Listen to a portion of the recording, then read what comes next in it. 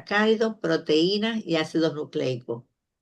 Y moléculas de relativo bajo peso molecular y estructura más sencilla, que son los precursores de macromoléculas y otros que no son precursores, pero que entran dentro de esta clasificación, como son los monosacáridos, aminoácidos, nucleótidos, ácidos grasos. Fíjense ahí. Monosacáridos son los precursores de los polisacáridos. Aminoácidos, los precursores de las proteínas.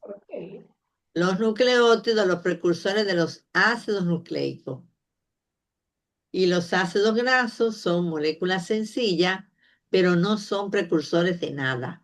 Ellos no son precursores de ninguna macromolécula. Por eso ellos no son precursores de macromoléculas. Pero también tenemos moléculas más pequeñas y de estructura más sencilla, que es la que vamos a ver en el metabolismo. Todos esos metabolitos intermediarios. Ahí le puse ejemplo, piruvato, el gliceraldehído 3-fosfato y el citrato. Siempre, yo sé que no todo el mundo utiliza esta clasificación, pero a mí me gusta siempre recordarla, porque viendo los precursores y las macromoléculas, uno aprende muchísimo de cómo se organizan las biomoléculas en la naturaleza. Aquí tenemos, por ejemplo, que todos los precursores de macromoléculas van a tener características generales. Cuando uno habla de características generales son eso mismo, características o, ay Dios, ¿cuál sería la palabra? Un sinónimo. Sí, Serían propiedades. Pudiéramos decir propiedades, adjetivos, propiedades. propiedades, muy bien, propiedades que son similares. Entonces, ellos tienen que, va a a tomarse en cuenta la composición elemental. Todos tienen carbono, hidrógeno y oxígeno. Algunos pueden tener otro elemento, como por ejemplo pueden tener nitrógeno, que sube el volumen. ¿No me oyen bien? Sí. Sí, yo la escucho bien. Yo lo tengo Sí, aquí. se escucha bien, quizá el micrófono de esa persona está abajo. Sí, es Adolfo. Adolfo, vas a tener que mirar porque está bajito. Entonces, muy bien, como les decía, la composición elemental, todos tienen carbono, hidrógeno y oxígeno, pero algunos pueden tener nitrógeno y también pueden tener azufre y pueden tener fosfato, ¿verdad? Las agrupaciones atómicas presentes, esos son cómo se organizan los átomos que la constituyen. Todos tienen algo que los caracteriza. La regularidad estructural, la estructura que se mantiene en un precursor y otro dentro de cada grupo, las fuentes estructurales de diversidad, o sea que hay parte de su estructura que son características de ese y produce de ese precursor y es lo que le trae la diferencia con el otro. La formación de enlaces.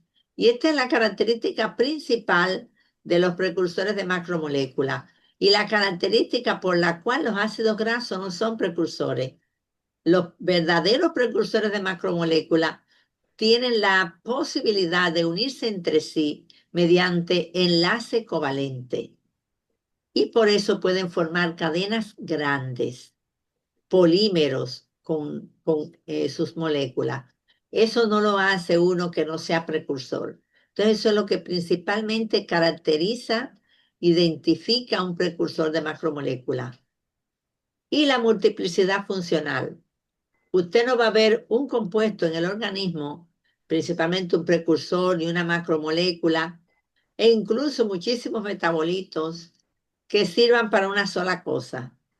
No, yo solamente tengo que como a veces uno encuentra gente que trabaja en oficina, no, yo solamente cojo el teléfono. Pero usted me puede buscar un papel. No, a mí mi trabajo aquí es coger el teléfono. En el organismo no, fíjense que la célula, tenemos muchas células y tenemos muchos compuestos químicos. Entonces, por eso, debido a eso, uno no puede decir que, no, yo solamente no, los compuestos hace muchísimas funciones y vamos a ver en cada caso cuáles son esas funciones que realizan. Ahí yo les puse la estructura general de los tres principales precursores que hay hasta ahora. Yo siempre les digo hasta ahora porque no sabemos si mañana, como van para Marte, encuentren allá otro precursor de macromolécula, ¿verdad? Pero mientras tanto, estos son los únicos. Miren aquí, estos que están a la derecha, déjenme ponerle el pointer. Esta es la fórmula general de los monosacáridos. Estos son los aminoácidos y estos son los nucleótidos, que tienen la posibilidad de unirse entre sí y formar largas cadenas, que son las macromoléculas. A ver, ¿quién me va a leer este caso con el que vamos a empezar los glúcidos?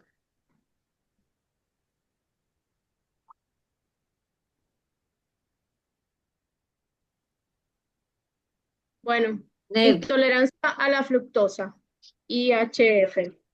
Candice Studers es una chica de 18 años que visita a su médico para un reconocimiento físico antes de entrar a la universidad. Mientras anota sus antecedentes, el doctor se da cuenta de que ella evita minuciosamente la ingesta de toda clase de frutas y de cualquier alimento que contenga azúcar de mesa. Le cuenta que desde una edad muy temprana ha aprendido que estos alimentos le producen una gran debilidad y síntomas que sugieren un bajo azúcar en sangre como temblores y sudoración.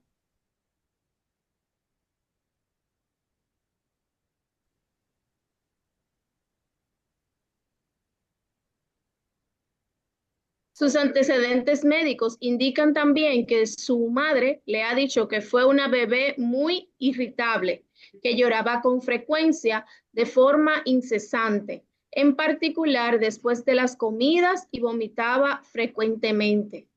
En estas ocasiones, el abdomen de Candice se distendía y ella quedaba sonolienta y apática. Su madre le ha eliminado de forma intuitiva determinados alimentos de la dieta de Candice, tras lo cual han disminuido la gravedad y frecuencia de estos síntomas. muy bien.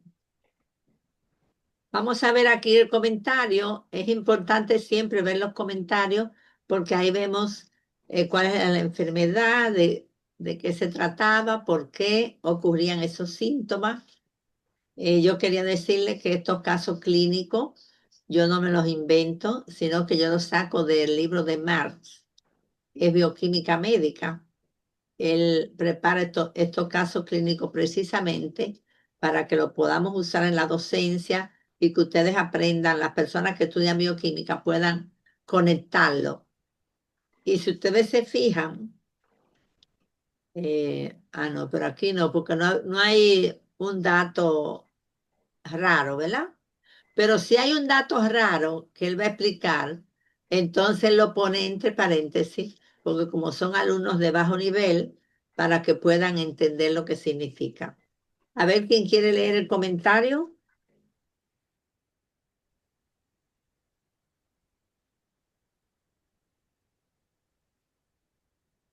A ver. Pero no están aquí los alumnos. Bueno, la intolerancia a los Hablo democráticamente. ¿Me Sí, estamos escuchan? aquí perfectamente. Bien, la intolerancia a la fructosa está producida por una actividad baja de la fructosa 1, P-aldolasa o aldolasa B, Fosfato, fosfato aldolasa, o aldolasa B, y su enzima de la fructosa 1,6-bifosfato aldolasa. Por mutación del gen se sintetiza una aldolasa B defectuosa. Cuando los pacientes afectados, como Candy Zucker, toman fructosa, esta se convierte en fructosa fructosa 1-fosfato. 1-fosfato. Debido al déficit de la aldolasa B, no puede metabolizarse la fructosa 1-fosfato a fosfato De dihidroxiacetona. de hidroxiacetona y gliceraldehído y se acumula en los tejidos que tienen fructoquinasa, como el hígado, riñón e intestino delgado. La fructosa se detecta en la orina con la prueba de Benedict. Para un diagnóstico seguro de esta enfermedad, se puede hacer una prueba de detección de DNA. En los lactantes y los niños pequeños, los principales síntomas son mala alimentación, vómitos, malestar intestinal, y retraso del crecimiento. Cuanto mayor es la ingestión de fructosa en los alimentos, más grave es la reacción clínica. Muy bien. Fíjense que esa enzima aldolasa B es la que convierte a la fructosa 1-fosfato en fructosa, la puede convertir en fructosa, fosfato de acetona y gliceraldehído. Y si no lo puede hacer, entonces la fructosa 1-fosfato no se metaboliza y se va a quedar ahí almacenada en el hígado y va a producirle muchísimo trastorno. Fíjense que uno de los trastornos es el síndrome de Fanconi, que puede tener insuficiencia renal. Entonces, como ustedes se fijan, aquí esta enfermedad es una enfermedad, un error innato de metabolismo, porque las personas nacen con esta deficiencia, dificilísimo de corregir. Lo único que se hace es corregirle los síntomas y que no tome el, el nutriente, ¿verdad? Muy bien. Entonces, con esa enfermedad de motivación, vamos a ver que los glúcidos o carbohidratos lo que tienen de elementos son carbono, hidrógeno y oxígeno. Y vamos a definir a los monosacáridos como aldehídos y cetonas polihidroxilados y sus derivados. O sea que yo les digo aldehídos y cetonas porque esos son los grupos funcionales que tienen. Vamos a ver esos monosacáridos. Estos van a ser simples y derivados. El programa de ustedes no tiene derivados, pero aún así yo me tomé la libertad de poner dos, por lo menos. Pues me encontré raro que no tuviera derivados, porque realmente muchos monosacáridos derivados tienen funciones importantes en el organismo. Entonces, los disacáridos que ocurren y los oligosacáridos. Para nosotros son interesantes los monosacáridos y los disacáridos. Ya los oligosacáridos no tienen gran importancia en el ser humano, sino en la alimentación y nosotros los convertimos en monosacáridos. Ahora, esos monosacáridos se van a clasificar en simples y en derivados, como ya vimos. Pero ¿cómo se clasifican los simples? Según dos características: el grupo funcional que tienen y el número de carbono. Por eso yo les dije aldehídos y cetonas polihidroxilados. Fíjense, esta es una estructura general de uno que es aldehído. El carbono 1 tiene el grupo aldehído. El cetónico tiene el grupo cetónico en el carbono 2. Muy bien. Aldosa lo que tienen grupo aldehído, cetosa lo que tienen grupo cetónico. Y el número de carbono van de triosas a heptosas. Aquí están las funciones. Es muy importante que siempre ustedes les resalten eso a los alumnos. Las funciones que son sustancias multifuncionales. Fuente de energía inmediata para la célula. ¿Por qué le decimos así? Porque mientras en un tejido tenga la oportunidad de utilizar glucosa, siempre y cuando no sea el tejido muscular que prefiere ácido graso, lo primero.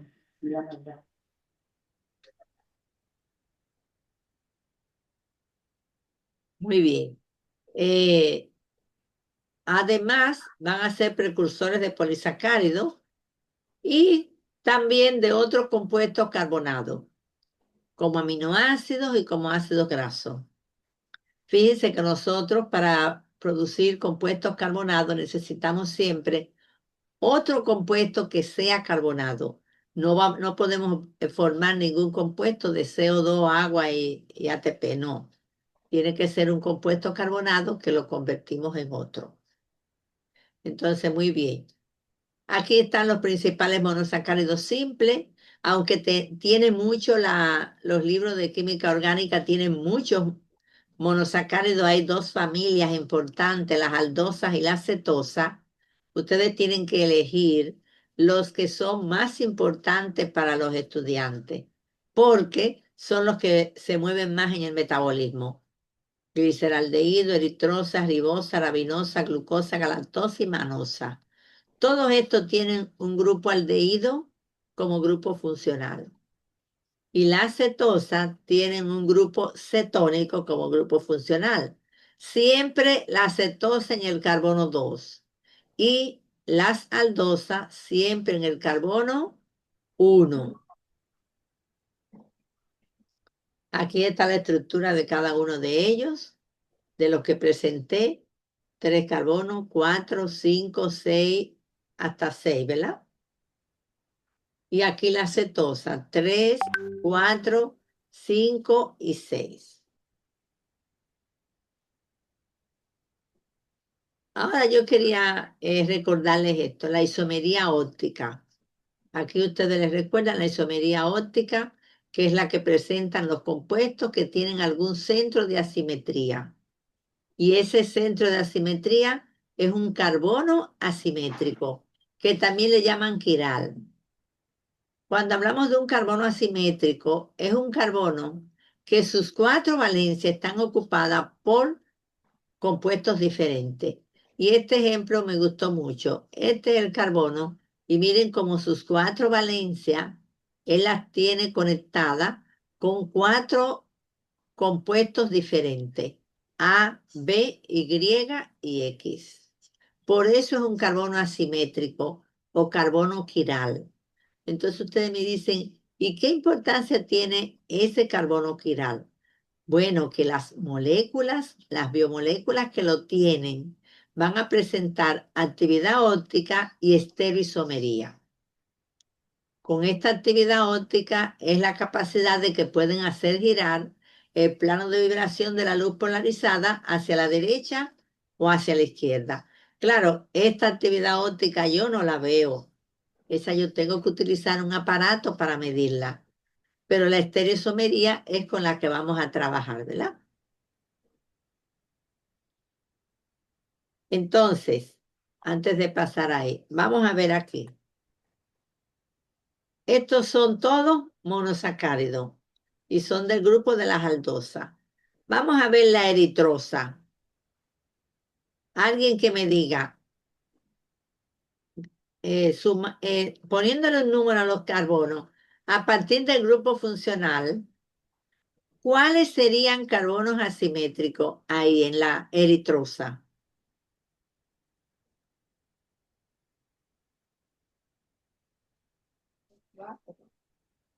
Sería el primero. José dice que el primero. ¿Y tú, Cindy? El tercero. No, perdón. No sería el Yo tercero, digo que el sería el segundo. cuarto. Yo pienso que segundo y tercero. El tercero es Yo así. diría que el segundo. Tú dices, Yulisa, nada más segundo. Yo diría todos. Todos son Tú dices diferentes. todo. Todos son asimétricos. No, maestra, yo creo que No, imposible. asimétricos son el 2 y el 3, creo. 2 y 3, 2 sí. y 3 dicen, sí. Sí. Muy bien. Yo en mi caso pienso que los asimétricos son el 2 y el 1. Entonces vamos a ver. No podemos inventarlo porque eso ya está claro, ¿verdad? Ya yo les dije. Un carbono asimétrico es el que tiene 4 elementos diferentes en sus valencias, ¿verdad?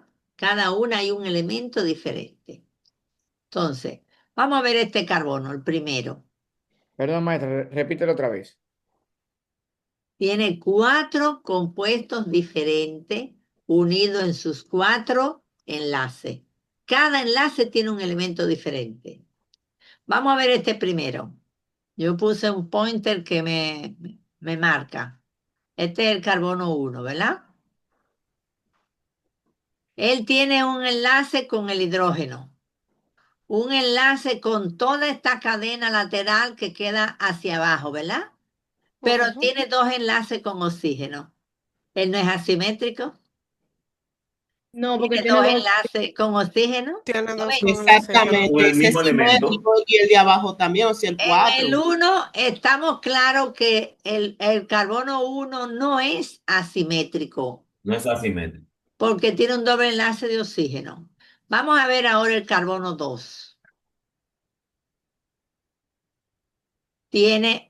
Se une con el grupo aldehído, pero aquí se une con hidrógeno. Aquí se une con OH y aquí a esta cadena lateral. No hay nada igual, ¿verdad que sí? Entonces Nada No. igual. El A otro 2, carbono. Entonces, el 2 es asimétrico. carbono 2 aquí. Ujú. Y el 3 también. 2 y 3. Bien. jajaja.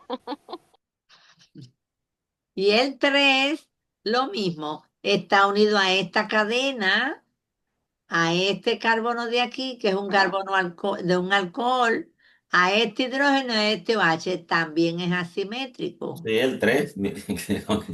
Y el 4, Adolfo, ¿qué me dice del 4? Bueno, el 4 está unido a otro carbono, está unido a un grupo H, está unido a un hidrógeno, pero tiene una valencia vacía, desocupada. Ajá, ¿por qué? No hay nada debajo. Pero son 2 hidrógenos. A la- ¿Eh? Pero No, son son 2 iguales. hidrógenos. Los hidrógenos son iguales, por eso. Sí, Ahí están las son 2 iguales. valencias. Ahí están las 2.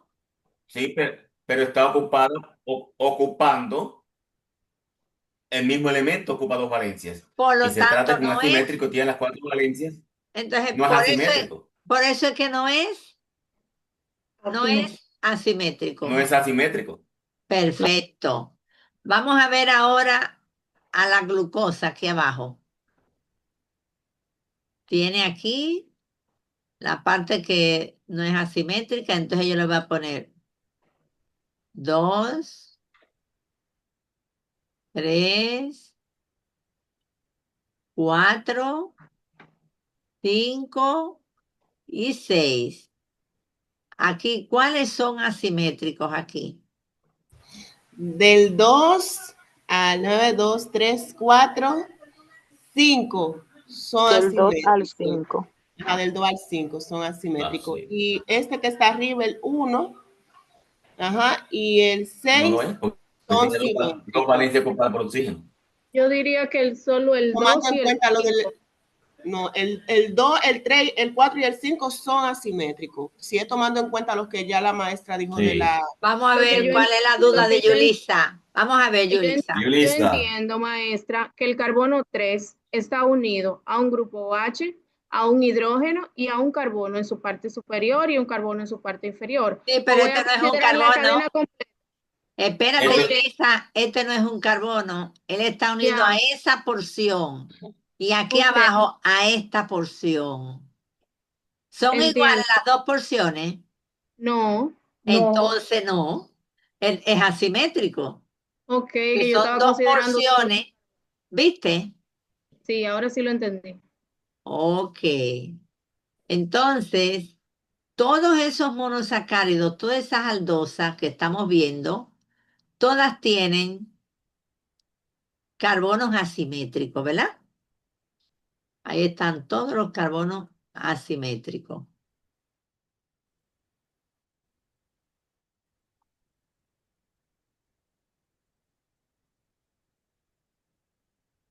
Oh, Dios mío, ahora yo no sé borrar esto. ¿Cómo es? Por donde empecé a escribir, profe, por donde usted comenzó el trazo, ahí usted le da y se borra completo, el trazo completo. que los loros viejos no aprendemos a hablar. Así que Ay, Este gracias, gracias, diplomado, bola de vieja. ¿Eh? este diplomado, No, este te digo, a mí me diplomado, pasa igual, me pierdo. este diplomado está completo, hasta soporte técnico y todo tenemos aquí. Hasta soporte técnico. Bueno, se quedó porque no lo encuentro. I'm sorry.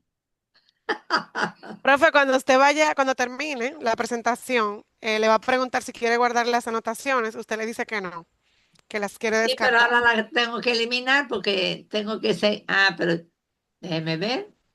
Pero ¿y por qué el borrador no me funciona? Porque tiene que ponerse y solo darle clic encima de donde comenzó a escribir. Pero la puede dejar así, como tú estabas diciendo, Cindy, seguir y Y luego al no final vuelve. lo descarta. Ajá. Exactamente. Pero tiene que ponerse Ya, encima ya, de ya. para darle clip. Exacto. Tiene que ponerse encima de donde inició el trazo. Y ahí, No, parece que no está funcionando. bueno. El aparato no está funcionando. Yo no sé qué es lo que le pasa. Puede probar con control Z. Bueno, ya por lo menos dejé de compartir. Ay, control Z.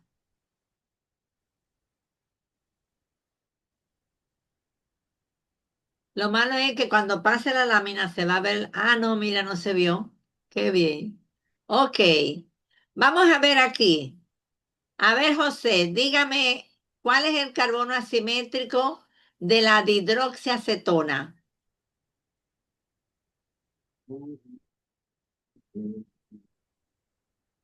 Yo le voy a poner los Si lo números. pudiéramos ver así, quisiera que Uno, este, dos y tres. Le puse los números para que usted me diga cuál es el asimétrico. el 1 y el 3. Esa es su opinión. A ver, Nabil. Digo que no, porque en el ¿Dónde 1 tenemos 2 hidrógenos y en el 3 también tenemos 2 hidrógenos. Entonces, están ¿cuál los es? dos Entonces, hidrógenos? son No. iguales y no pueden ser iguales. Entonces, ¿cuál sería, Nabil? Este es un grupo H o H. Creo Exacto, que no Maya. tiene, creo que no hay ahí, No pero tiene. no sé. Exacto, maestra. Perfectamente. Yo creo lo mismo. Yo creo lo Porque mismo, tomando en cuenta ahí lo que no usted hay decía, asimétrico. exactamente, tomando en cuenta lo que usted decía anteriormente, el 1 y el 3 se ven igual, o sea, son iguales. Entonces, si el 1 no es asimétrico, el 3 tampoco, ¿no? ¿Verdad que no? Y el Entonces, 2 tampoco. exactamente. Ese es el único monosacárido que no tiene carbonos asimétricos. Después, todos los demás monosacáridos con esos carbonos asimétricos pueden presentar estereoisomería. Cuando uno habla de estereoisomería, se está refiriendo a que esos grupos OH pueden estar hacia la derecha o hacia la izquierda. Y cuando se cambian, ya se forma un monosacárido diferente. Por eso ustedes ven que hay tantos monosacáridos en la naturaleza, porque son todos isómeros de la glucosa. Todos son estereoisómeros de la glucosa. Vamos a ver.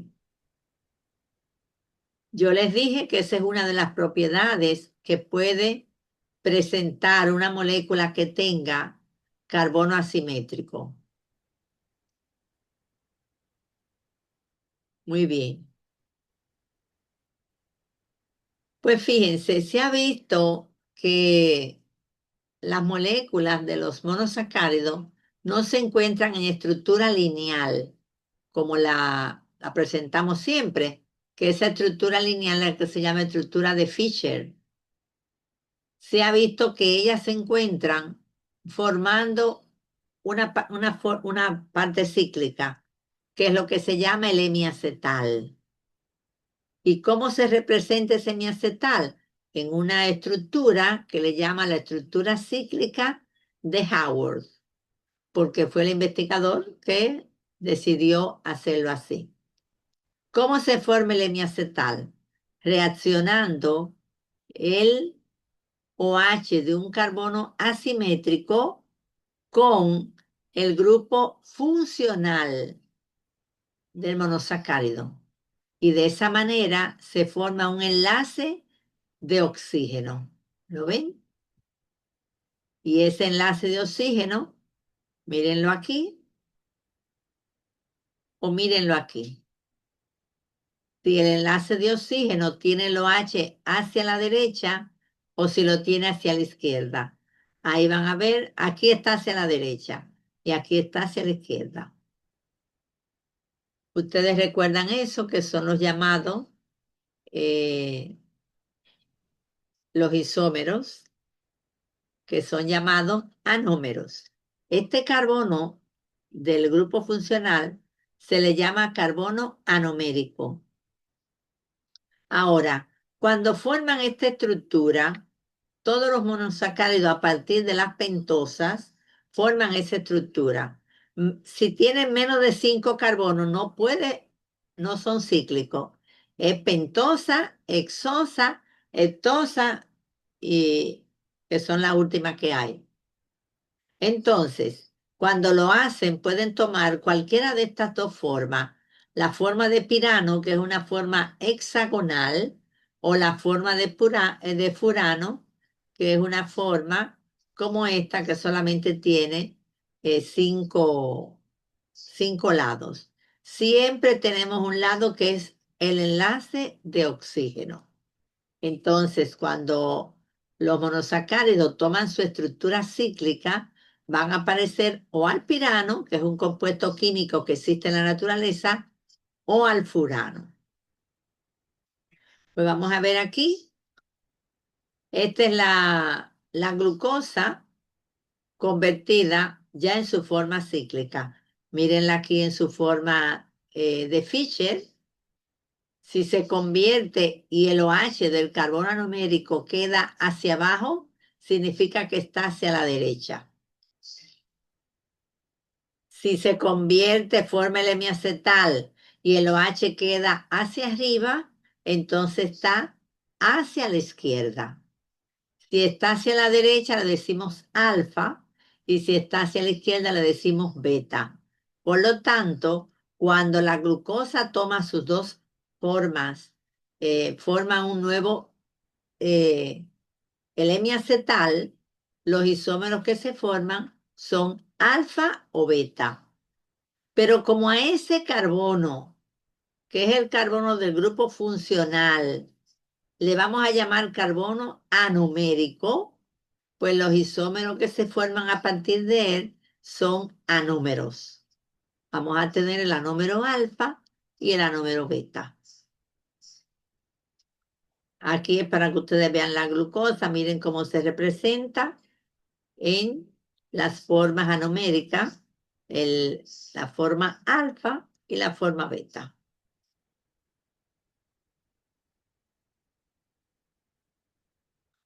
Aquí les tengo entonces varios monosacáridos en su forma cíclica. Los que tienen 6 carbonos, fíjense que todos terminan en su forma piranósica. Por eso le llaman alfa-glucopiranosa, alfa-galactopiranosa, alfa-manopiranosa, esa es la manosa. Pero los que tienen 5 carbonos van a formar una estructura que se va a llamar furanosa, en honor al furano. Ahí tenemos la ribosa, que tiene 5 carbonos, se llama ribofuranosa, o la ribulofunarosa, que es la ribulosa, también en forma furanosa. Pero tenemos una excepción. La fructosa se convierte en forma furanosa porque ella es más estable en esta estructura. A pesar de tener 6 carbonos, ella forma una estructura furanosa que es más estable para ella. Fíjense cómo quedan los 2 carbonos, el 1 y el 6, quedan fuera de la parte cíclica.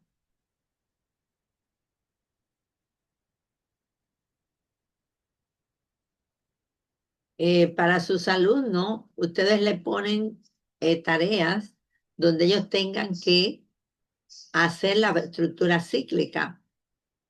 Ustedes saben que todo esto está en los libros, pero mientras uno no lo hace, uno se esfuerza a preparar esa estructura, uno no va a aprender.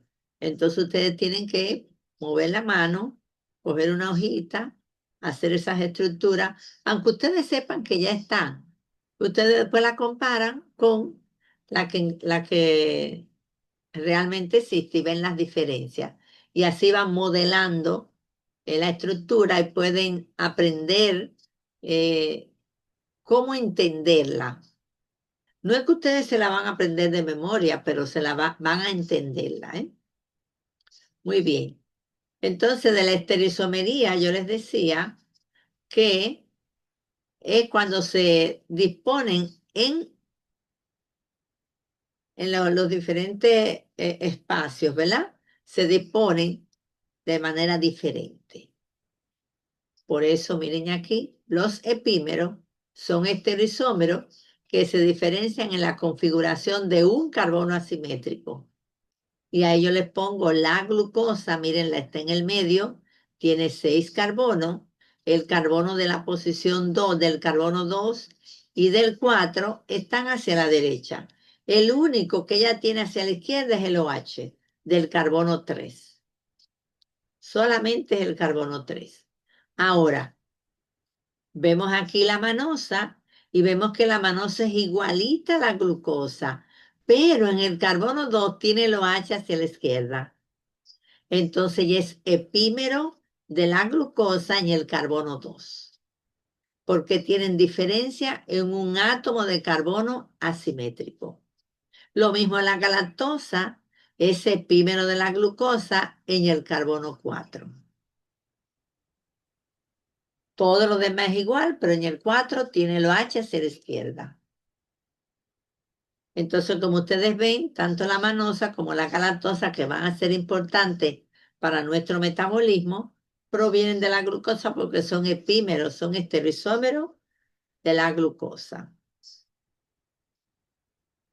También es bueno ver las series estereoisómeras D y L, porque vamos a encontrar cuando veamos las demás biomoléculas que muchas biomoléculas tienen que pertenecer o a la serie D o a la serie L para poder formar los precursores, las macromoléculas, muchos precursores para poder formar la macromolécula. Por ejemplo, los monosacáridos tienen que pertenecer a la serie D y los aminoácidos tienen que pertenecer a la serie L. Si no, no se pueden hacer la estructura de la cadena de la macromolécula. Entonces, para poder distinguir estas series estereoisómeras, se toma como ejemplo la estructura del gliceraldehído. Este es el compuesto orgánico con carbono asimétrico más sencillo, porque fíjense que solamente tiene 3 carbonos y tiene uno de ellos es asimétrico. Pues por eso se toma de ejemplo. Cuando él tiene el OH hacia la derecha, se le va a llamar D-gliceraldehído. Si lo tiene hacia la izquierda, se le va a llamar L-gliceraldehído. Entonces, si yo quiero comparar cualquier compuesto orgánico que tenga carbono asimétrico, yo me fijo en la configuración del carbono asimétrico más alejado del grupo funcional. Y lo comparo con esto. Vamos a ver aquí un ejemplo. Aquí les tengo la arabinosa. Ahí dice que es de arabinosa. Yo le voy a poner los números para que ustedes me digan cuál carbono fue el que se tomó en cuenta para decir que era o D o L arabinosa. Vamos a ver, ¿quién se atreve a decírmelo? A ver, que no he puesto nota hoy. Puede ser el carbono 3, ¿Quién es que habla? Ricky. Ricky, ok.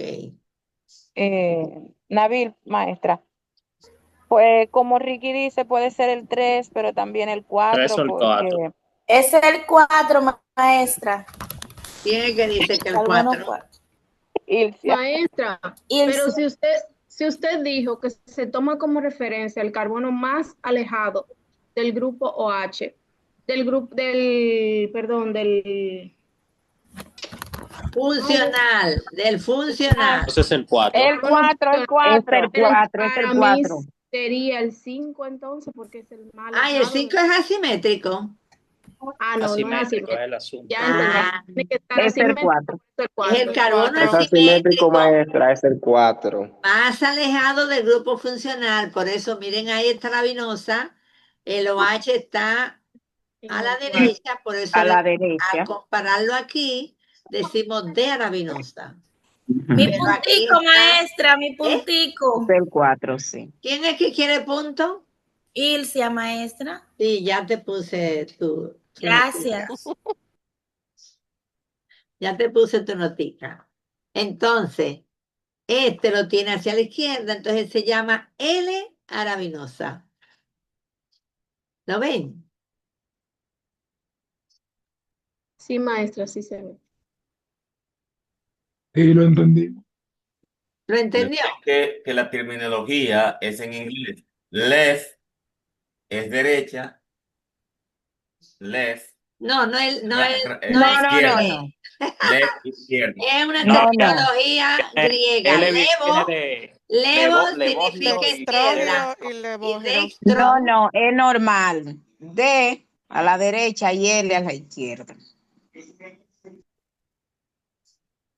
Sí, pero la L viene de levógiro Levógiro. y la D de dextrógiro. dextrógiro. De estrógeno, ajá. Muy bien. Entonces, si está hacia la derecha, es de levo. Si está hacia la izquierda, de levo. Y si está hacia la derecha, de dextro, de la D.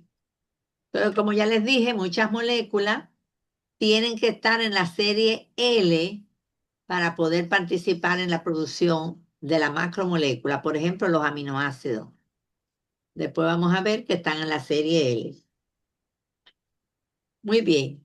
Los monosacáridos derivados no están en el programa, pero yo les traje una tablita de cuáles son los azúcares ácidos que se forman por oxidación, los aminoazúcares que se forman cuando se le une un grupo amino, los azúcares alcoholes cuando se le une un hidrógeno. Y todos los carbonos ya dejan de ser carbonos funcionales y se convierten en carbonos alcohólicos. Los desoxiazúcares cuando pierden un oxígeno de alguna de los OH y los ésteres fosfóricos cuando se le une un fosfato. Esto lo vamos a ver en el metabolismo. Entonces, aquí tenemos al principal representante de los ácidos, azúcares ácidos, que es el ácido glucurónico. A ver si alguien me dice dónde ha oído hablar del ácido glucurónico. El que me lo diga tiene punto.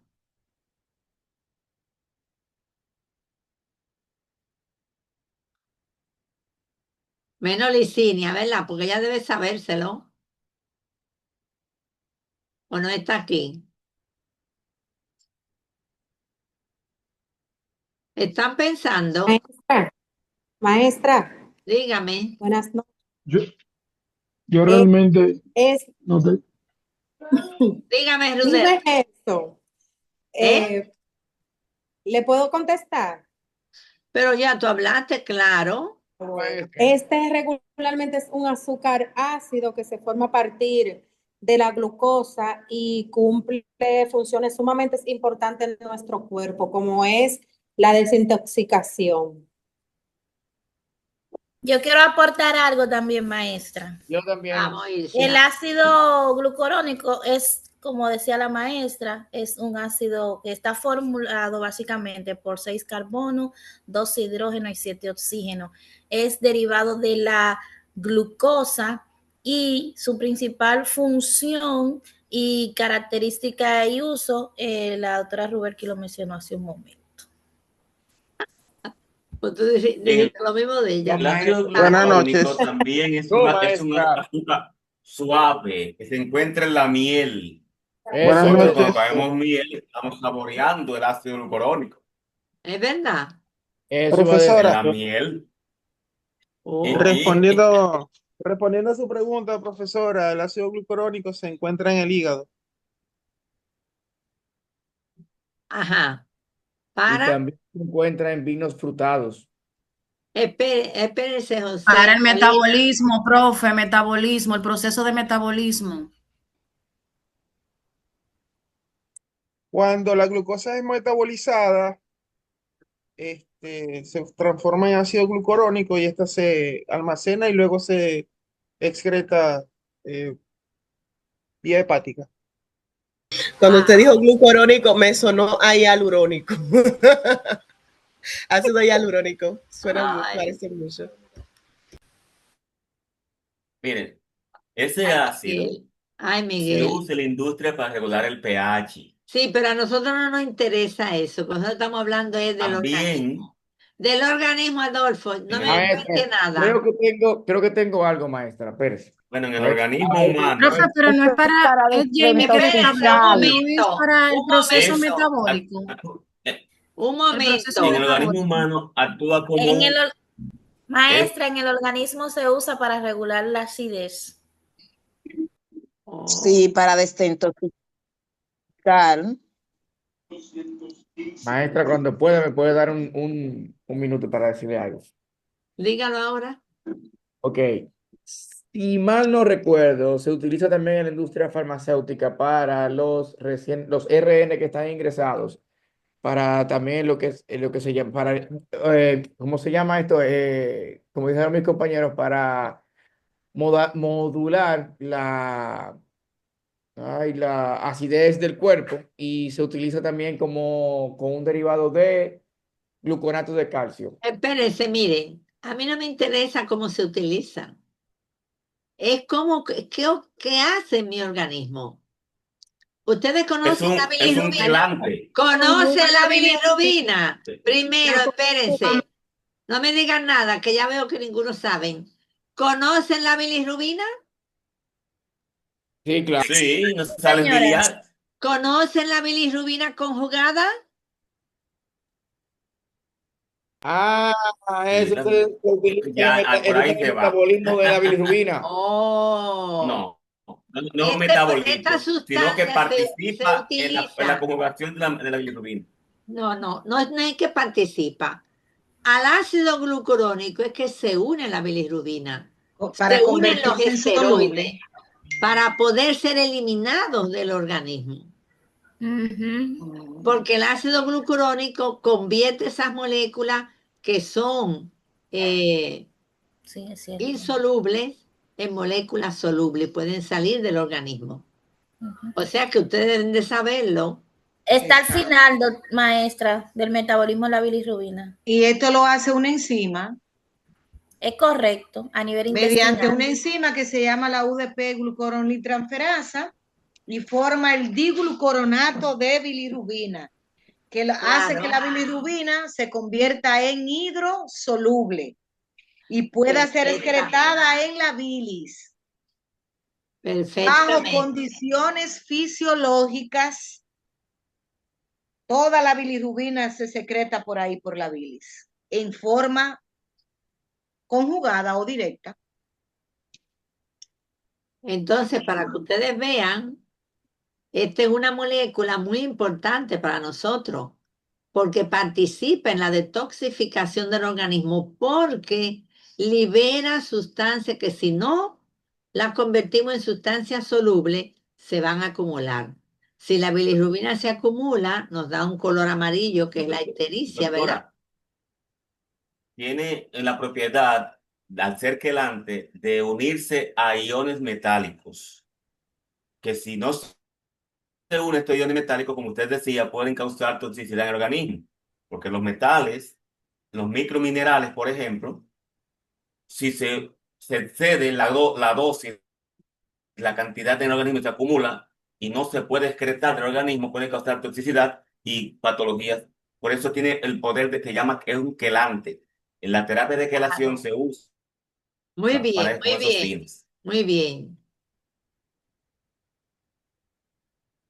Todo esto ocurre a nivel hepático. Es el único lugar donde se forma el ácido glucurónico, a nivel hepático. Bueno, profe, Ahora, usted preguntó en dónde estaba, yo le dije el hígado, así que me anota mi punto, gracias. Miguel, ¿eh? Sí, correcto, Miguel Morales. Sí, porque tú te inventaste una teoría y te fijaste que la teoría está medio rara, pero también yo te puse tu punto allá por el hígado. Muy bien, te lo puse ya. Entonces, miren aquí, la glucosamina, miren cómo tiene un grupo amino aquí. El sorbitol se forma por reducción. Fíjense que todos los carbonos tienen hidrógeno, no hay ningún carbono aldehído. Y la desoxirribosa ha perdido un oxígeno en el carbono 2 y por eso se llama 2-desoxirribosa. Ahora muy bien. Les traje aquí los disacáridos. Cuando dos monosacáridos se unen, se forma un disacárido. Y cuando se unen es mediante el enlace covalente. Ese enlace covalente se va a realizar entre esta glucosa, el carbono 1 de esta glucosa y el carbono 4 de la siguiente. Esta yo veo que está hacia abajo, esta es una alfa glucosa, pero esta no es ni alfa ni beta porque ese carbono no es anomérico. El carbono anomérico es el carbono 1. Entonces, se une el OH del carbono 1, ataca al OH del carbono 4 y se forma este enlace acetal, que yo lo voy a llamar enlace alfa 1, 4, porque como el 1 es el carbono anomérico, tengo que especificar que él está en su forma numérica alfa. Por eso pongo alfa 1. Como este no tiene esa posibilidad, porque el 4 no es el anomérico, entonces alfa 1, 4. Y esa es la maltosa. 2 hemiacetales. Pues ella se puede unir con cualquier compuesto que tenga alcohol, pero yo solamente le traje el de los disacáridos. Y aquí tenemos todos los disacáridos que existen en la naturaleza y que son importantes para nosotros. ¿En qué se diferencian? En los monosacáridos que lo constituyen y en el enlace. Y aquí está la estructura de cada uno de ellos. Es importante conocer esos enlaces porque no todos esos enlaces se pueden romper. Nosotros tenemos enzimas disacaridasa que pueden romper el alfa 4, que es la maltasa, también puede romper la isomaltasa, puede romper el enlace alfa 6, la lactasa forma el enlace beta 1,4 y la sacarasa que me forma el enlace alfa 1, beta 2, que es el que une a la glucosa con la fructosa. Aquí es galactosa con glucosa. Sin embargo, la celobiosa, que son dos moléculas de glucosa unidas por enlace beta 1,4, no tenemos celulasa para romper ese enlace. Por eso la celobiosa la tomamos en la dieta, pero no le hacemos nada, ¿eh? Entonces, como ustedes ven, esto es bueno que lo dominemos también porque lo van a utilizar. No sé si a lo mejor algunos de ustedes son nutricionistas también, que necesitan estos conocimientos.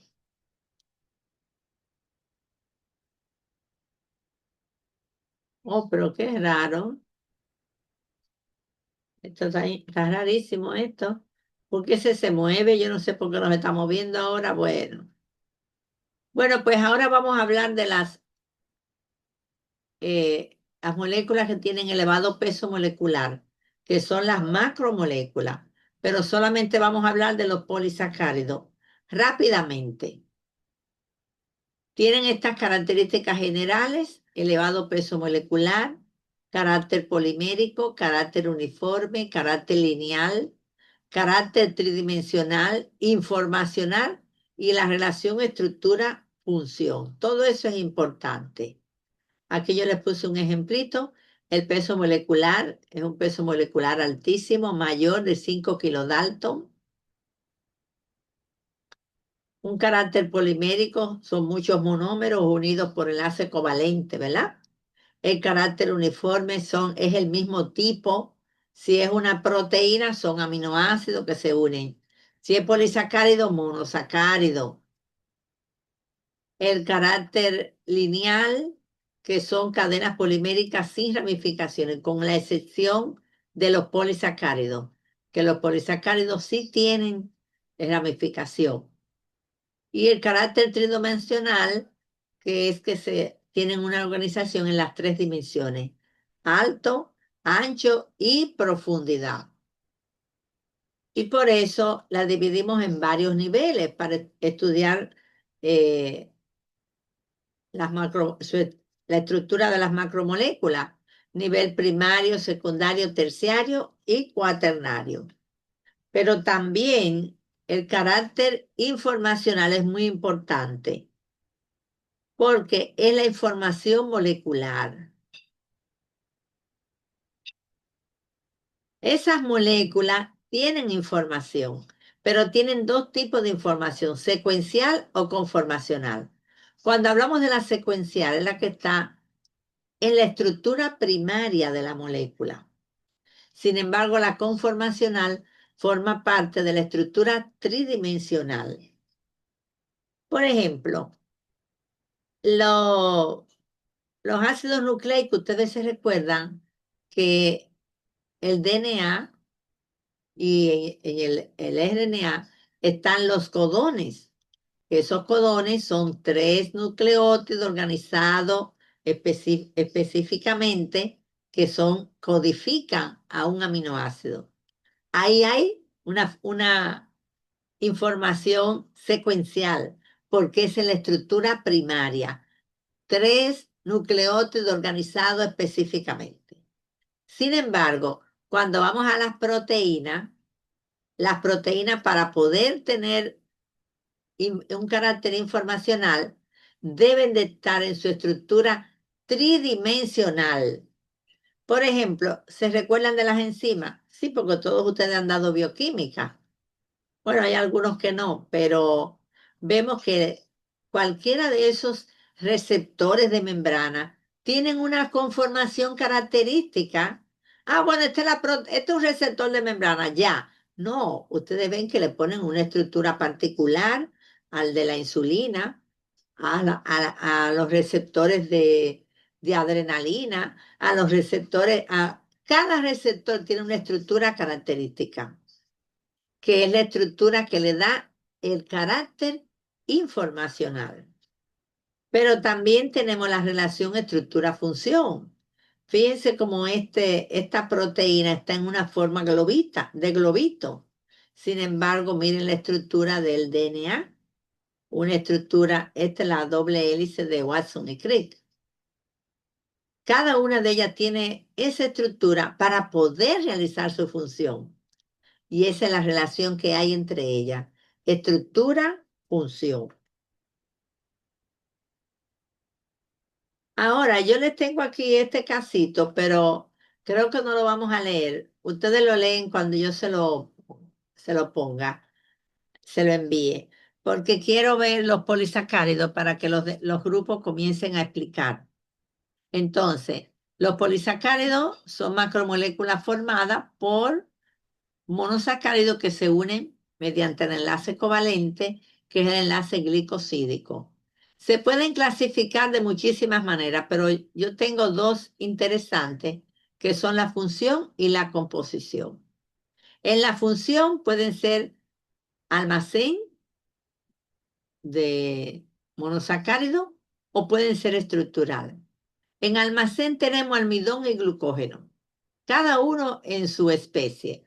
El almidón en el mundo vegetal y el glucógeno en el mundo animal. El estructural, celulosa y los glicosaminoglicanos, como el ácido hialurónico. Y según su composición pueden ser homopolisacáridos o heteropolisacáridos. Cuando hablamos de homo, es que están formados por el mismo monosacárido. Por eso le dicen que la estructura de los polisacáridos, la gran mayoría son estructuras monótonas, porque es el mismo monosacárido repetido, repetido, repetido muchas veces. Y los heteropolisacáridos son los glicosaminoglicanos, que ya vamos a ver su estructura. Aquí vemos primero el almidón, es la forma de nosotros obtener glucosa en la dieta. Por eso los vegetales nos aportan, almacenan glucosa y nos aportan esa glucosa. Entonces usted come almidón en la mayoría de los vegetales, la mayoría de los víveres, como le dicen también vianda, que usted utiliza. Y hay dos moléculas que forman el almidón, la amilosa y la amilopectina. La amilosa es helicoidal y la amilopectina es ramificada. Miren las estructuras ahí, ellas se combinan. Por eso los almidones no son iguales. El almidón de yuca no es igual al almidón de papa por la proporción. Unos tienen más amilosa y otros tienen más amilopectina. Según la proporción que haya de ellas, así será el tipo de almidón. Y cuando los rompemos por completo en disacáridos, los disacáridos que se liberan son maltosa e isomaltosa. La maltosa, que es la que tiene el enlace alfa 1,4, y la isomaltosa, que tiene el enlace alfa 1,6. El glucógeno es igual al almidón, pero es el que guardamos nosotros en nuestro cuerpo, básicamente en hígado y músculo.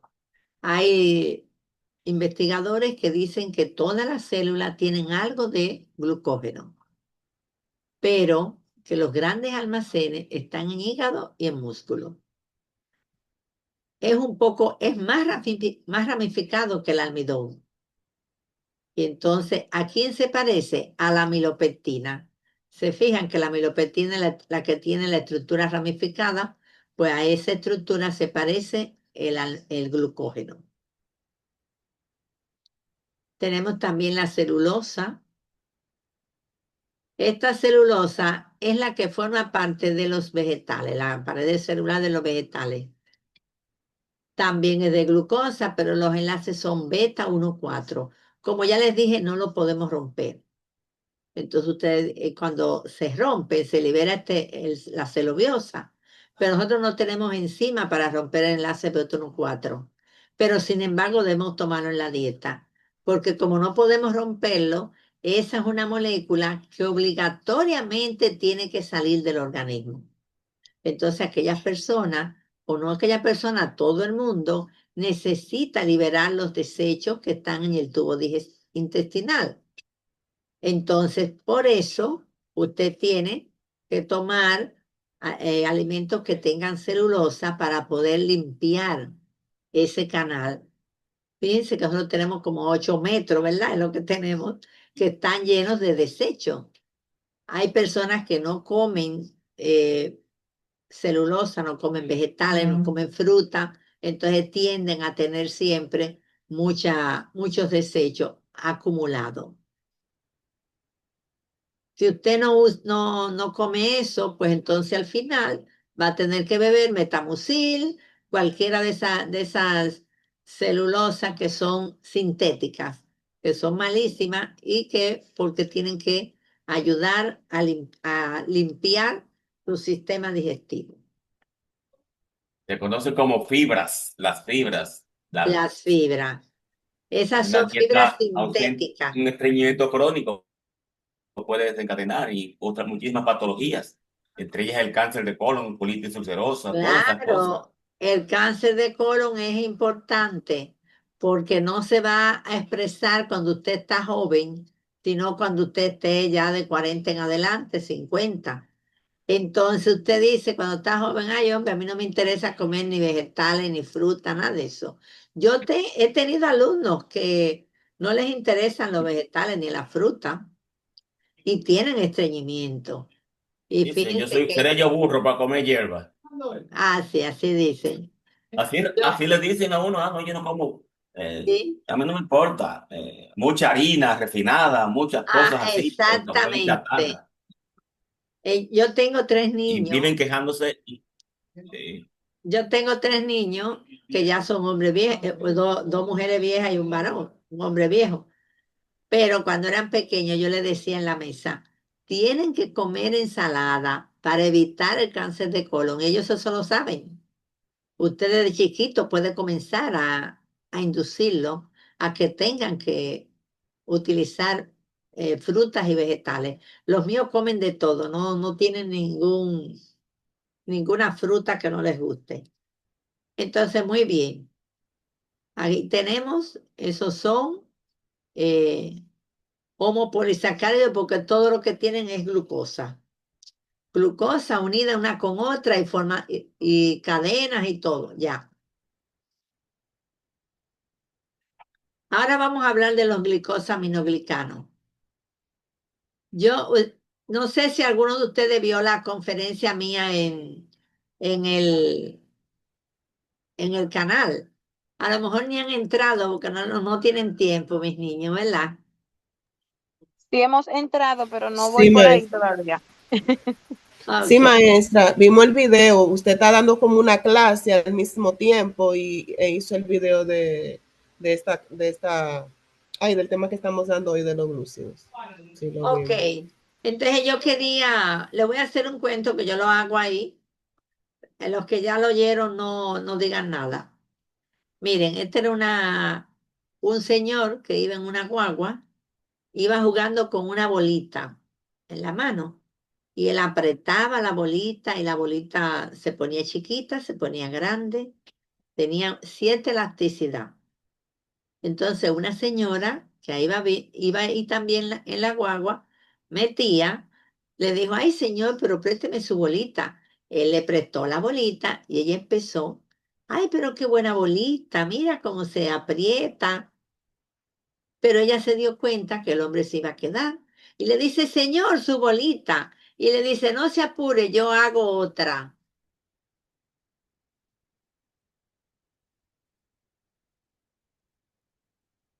¿Entendieron el chiste? Una bolita de moco. Sí, maestra. Era una bolita de moco. Pero él le dejó la bolita. Ay, pues yo tengo mucho espíritu aquí que no están oyendo la clase. Bueno, Estamos aquí, estamos aquí, estamos Estamos aquí, maestra. Estamos yendo a la clase, maestro. Yo Estamos yendo a la estoy clase. por Lo que pasa es aquí. que si nos ponemos a hablar todito ahí Mándele no se una entiende. bolita.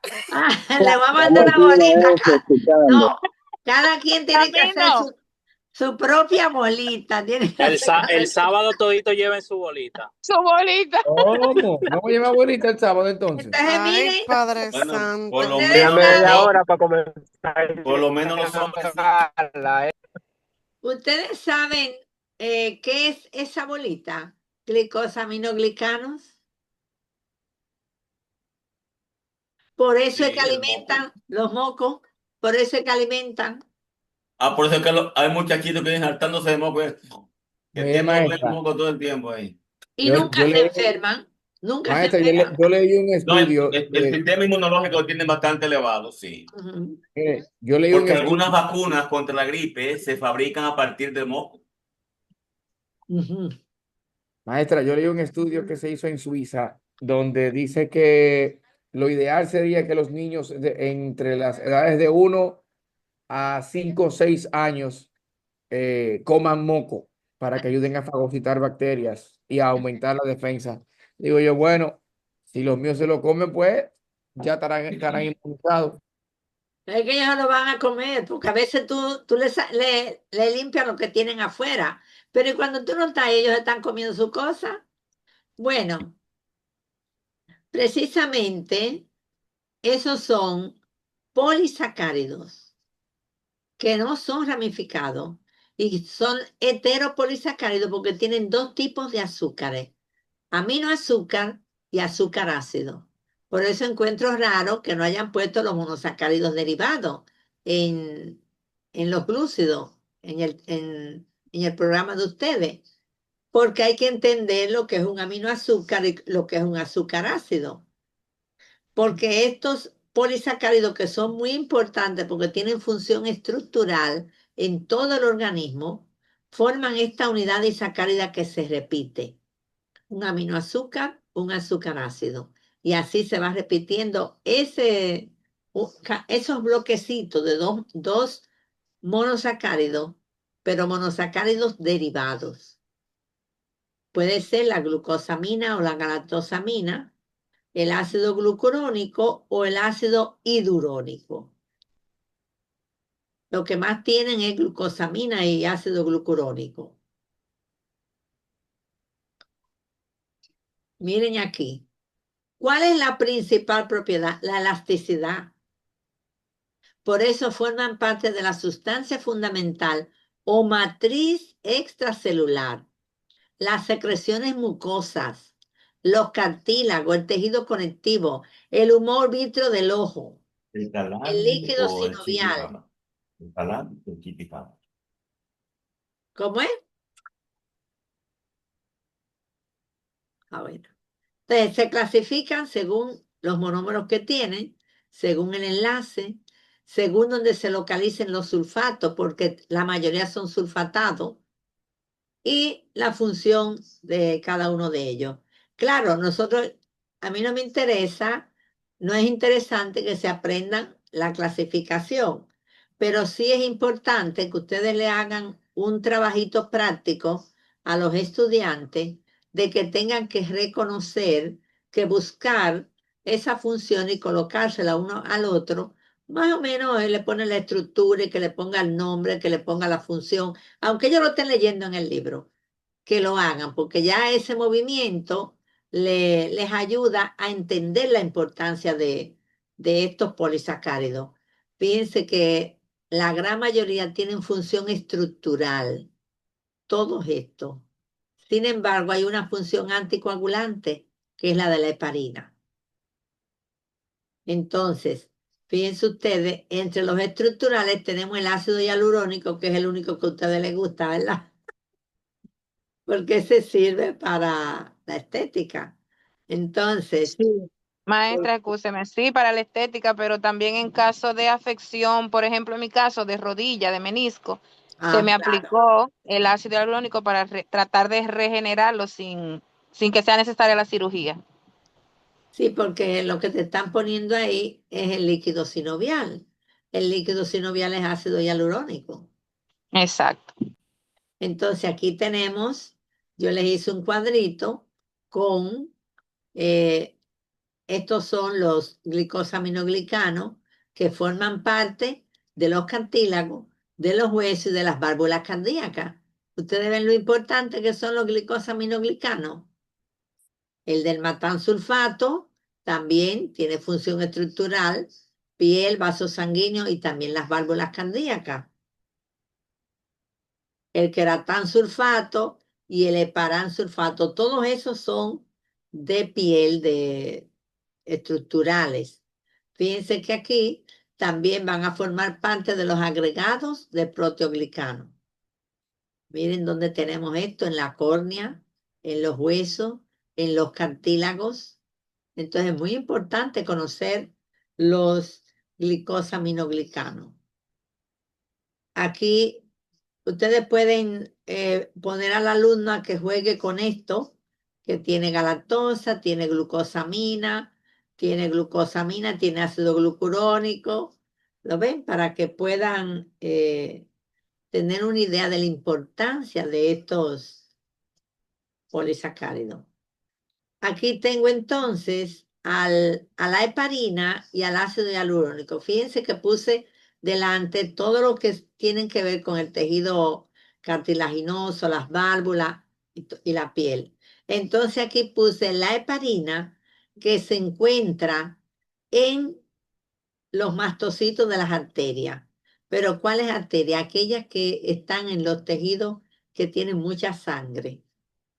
Hígado, pulmones, en la piel, por eso que cuando uno se hace una herida en cualquier lugar, sangra mucho, ¿verdad? En la piel.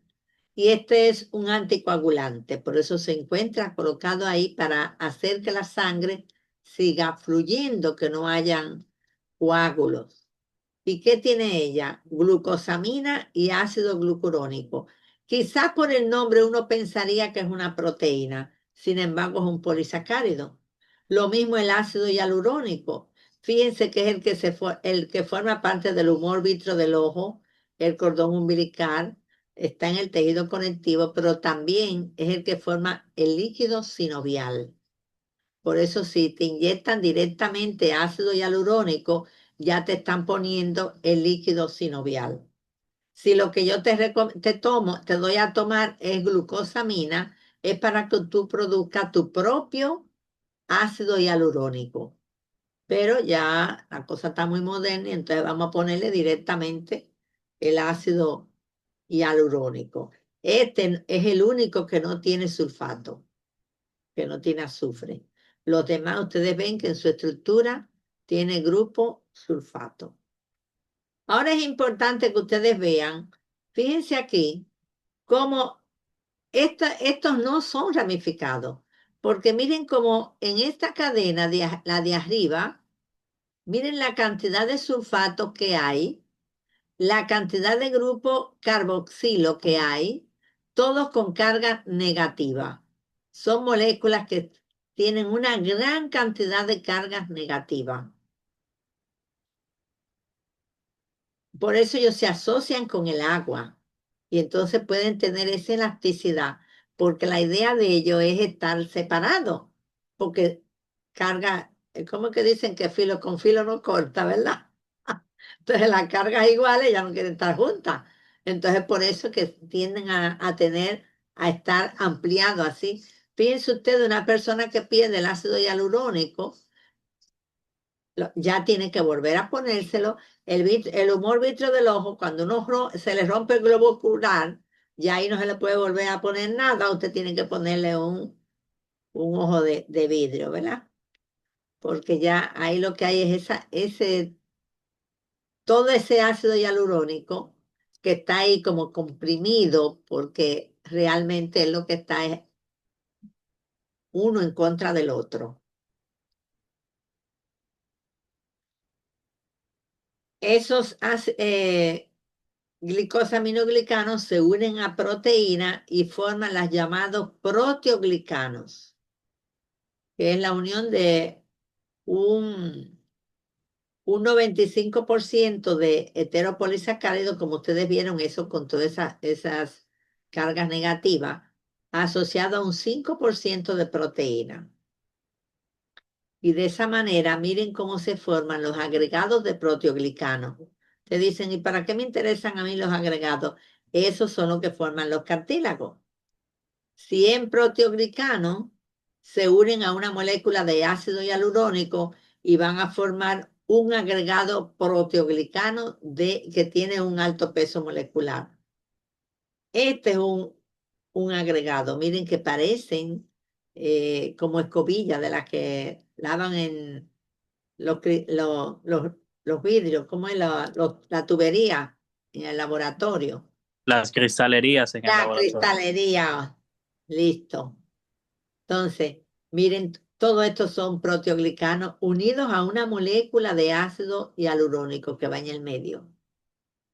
¿Y por qué esa presentación? Porque ya ustedes saben, toditos no se unen uno con otro, están separados. Y aquí tenemos una estructura ya grande del ácido hialurónico. Miren cómo se ve de otra manera. Entonces aquí, ¿qué estamos viendo aquí? Por poco y se cae. Esos son ustedes trabajando con la bioquímica.